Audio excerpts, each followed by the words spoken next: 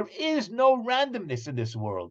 There is no mistake in this world, because everything in this world is governed and influenced by a very, very intelligent God.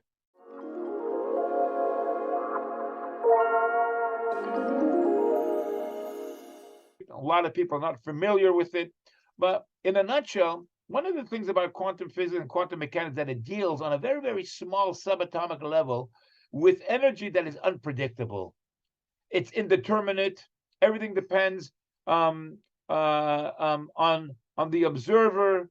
Everything depends on what you focus on, when you focus, and how you measure things. And so, quantum physics is the area of science that deals with the deepest, the most fundamental levels of everything in this universe. So, everything in this universe, you may be familiar with Einstein's equation of E equals mc squared. And the bottom line of that equation is that everything in this world comes down to energy. Quantum physics deals with this energy, how it's excited, the energy out of quantum fields, and then they turn into particles. From the wave kind of function, it turns into a particle, and then it turns into this entire universe. How's that for a one sentence defining what quantum physics is? But that's really the underlying deep down. Because why am I mentioning this right now? In life, everybody wants to feel that they have control, that there's predictability.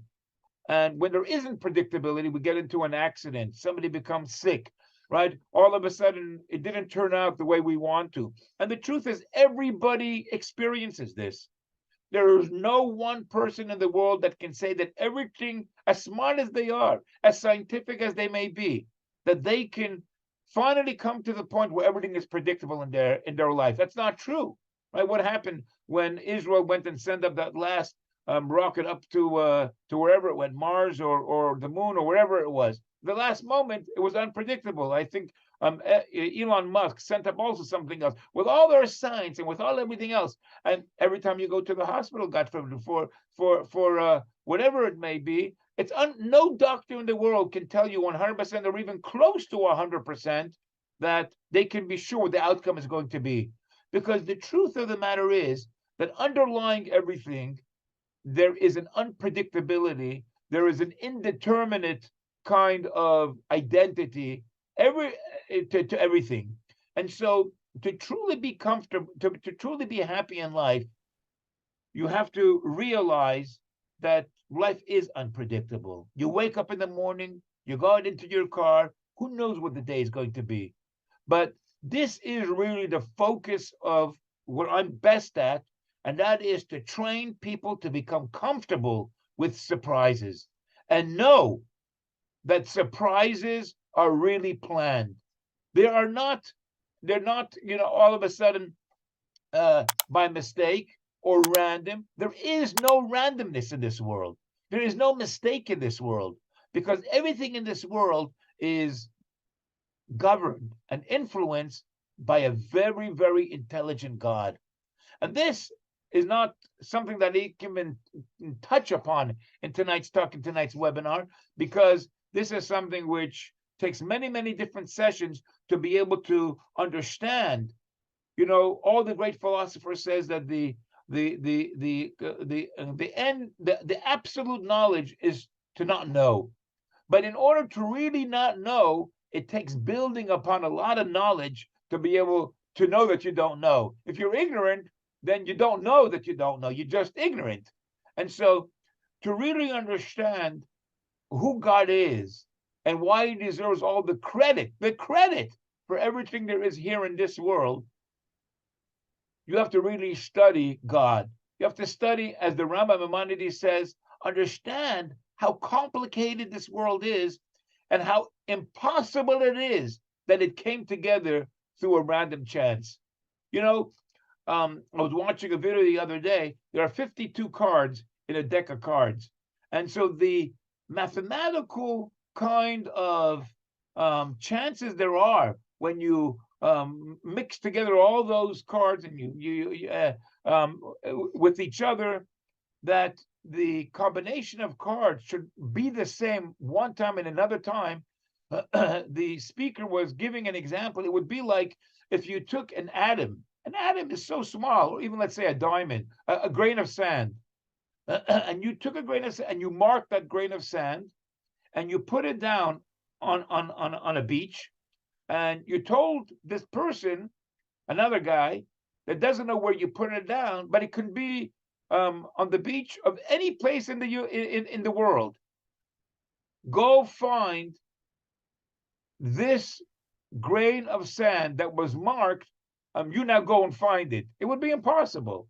Now, there may be a number associated with what the chances are that a person could find that grain of sand when he starts looking in all the beaches of the world for that one grain of sand, but it is so infinitely improbable that it's basically impossible that a person should be able to find a grain of sand that was put down on a beach and you don't know where you put it. Now you tell somebody else it's somewhere in the world, go find it. It's impossible. And so this guy was saying that when you take 52 cards and you flick them together in order to make a deck of cards, that is what the chances, that's how many possibilities there are for the cards to go and mix with each other when you go and you mix them together. The world has so many more different aspects than just 52, and for the universe to be the way it is, exactly the way it operates on a regular basis, it's impossible mathematically, basically, even if you could put a number associated to it, that it all happened by chance. There is no randomness in this world. The fact that it all comes together exactly the way it does, and at every single time your cells find that one grain of sand when it's supposed to, and there's so many different things. There's trillions of cells in your body, and each time they're all finding their right place and working the way it's supposed to. It's impossible if it wasn't for somebody that's putting it exactly where it's supposed to be at every single second. And when you understand all these things, you understand that there's nothing that really happens for no reason. And then you start to become comfortable with the uncertainty and the unpredictability of things in this world, because you know it's not happening in a vacuum. And it takes time to be able to see these things. It takes patience to be able to appreciate these things. I was watching a YouTube podcast the other day, and the YouTube podcast was interviewing these big billionaires that started out, in a very simple, poor type of upbringing. One of the guys that I happened to stumble upon with this Paul Orfella from Kinko's. He sold his business, I think it was for $8 billion. And I'm watching the interviewer. You see, here is the problem, and what makes what you're going to hear in my webinars very different, or in my sessions or in my teaching sessions, different than many other people who talk about happiness and joy. All the other guys are giving you a temporary feel of control, of power. You do this and you're going to be successful. You do that and you're going to be, you're going to find your answer. They're giving you a path that guarantees what the outcome is going to be. But that's impossible. The underlying nature of our existence is unpredictability. The majority of people who are listening to this will forget, won't have the strength, don't have the nature, and whatever else. So all of that is just temporary good feelings, but the truth is far from what these guys are selling you. They're selling you something that at the moment makes you feel in control, which everybody wants to feel in control. They don't want to feel like their life is not in control. But the fact is that the majority of everything that happens in life is not in our control. The weather is not in our control. Whether you were born a man or a woman is not in control. Which country you were born in is not in your control. The economy is not in your control. If you think about it, the most important things in your life are not in your control. And so we have to learn a way to be able to become comfortable and accepting of what's not in our control. And the only way that can happen is if we realize that there is a God behind everything. And this God is infinitely smart and infinitely kind. Because It's not a matter of just the harder I work, the luckier I get, the luckier I get. And that's the key word over here.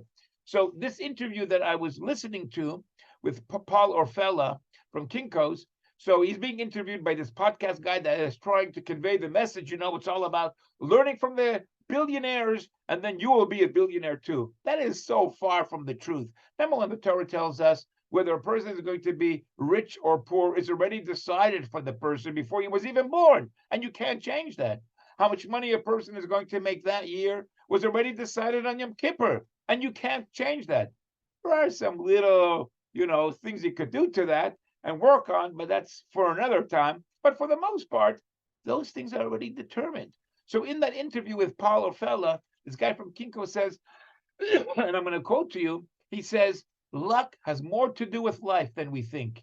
The guy that was interviewing him didn't want to hear that, so he tried to change the subject. But this guy, Paul Orfella, kept on repeating. And then he went through his life, how he started out poor and how he tried so many different things, and how all of a sudden he fell into this idea, and then one thing to the other, and he is attributing luck to it. So in other words, he is saying the outcome of life, he's calling it luck. I'm calling it the force that causes things to happen, which of course is God, right? So in other words, I'm trying to convey to you right now that there are unpredictable things in this world. That's actually in science, they're recognizing that's the cornerstone. That's the fundamental foundation to cells, to atoms. We don't know when they're going to express themselves. We don't know how they're going to interact with each other.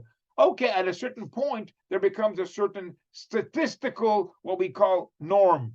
But still, nobody ever can guarantee anybody else who's going to fall into that statistical norm and who's going to fall into the exceptions, to the median, to the general rule for that group of cells or whatever it is. I'll tell you a story, an interesting story that happened with us right over here. Happened with me myself. So the other day, one of the fire chiefs came over here to our synagogue here in Florida, South Florida, and he says he come. I'll make it short because I see time is moving. But like I said, I'm going to give you a lot of good stuff to think about. That's what I do. I give you a lot of things from many different areas and ways that can fill your life and can fill your mind with what is necessary to give you strength, what is necessary to give you proper perspective, healthy perspective, positive perspective, accepting perspective, grateful perspective. So this guy walks in over here to the synagogue, and he's so excited, and he starts telling us a story, and that he met somebody 8 years ago, and that he helped him retrieve a bag that he felt left on his car. Anyways, to make a long story short, my son-in-law was driving out of our synagogue, and he forgot his bag of tefillin on top of his car. And Chabad people put out 2 of these tefillin, these things that we wrap around our hand and on our head. They're very expensive, a couple of $1,000s. And he left it on the top of his car. You get sometimes distracted. You go into the car and you drive off. It happens with sometimes women who leave their purse. Happens sometimes with people who put their coffee, and you get distracted. You go into the car and you drive off. He drove off out of the synagogue. This guy who was driving an ambulance happened to notice this. And as he's driving out of our synagogue, the tefillin falls off his car. Another car is passing by and sees this big bag fall off the top of my son-in-law's car, stops to pick it up and drive away. He thinks it's something of value. But this paramedic that was driving an ambulance happens to see this. He blocks the other car and he says, "Hey, you just picked something up from somebody else's car. Where are you driving away with it?" And he takes it from the other guy. He gives it back to my son-in-law. That happened 8 years ago. My son-in-law kept up some relationship with this guy. So now the fire department had defibrillators. They had some extra ones. And so the first place he thought to give those extra defibrillators was to our synagogue, because he kept up that relationship, and because of this whole experience, and because of the relationship that was kept up for all these years. What's my point? My point is that there is so much going on behind the scenes. Good things and also not good things. But in the end, they're all good. Who would ever be able to take credit or even realize what's going on behind the scenes? Here you're driving out. Somebody wanted to steal something that's expensive. Another guy sees it and he stops to go and return it. And then that's still somehow making its way and working 8 years later to go and donate to our synagogue a defibrillator, which I hope we'll never need.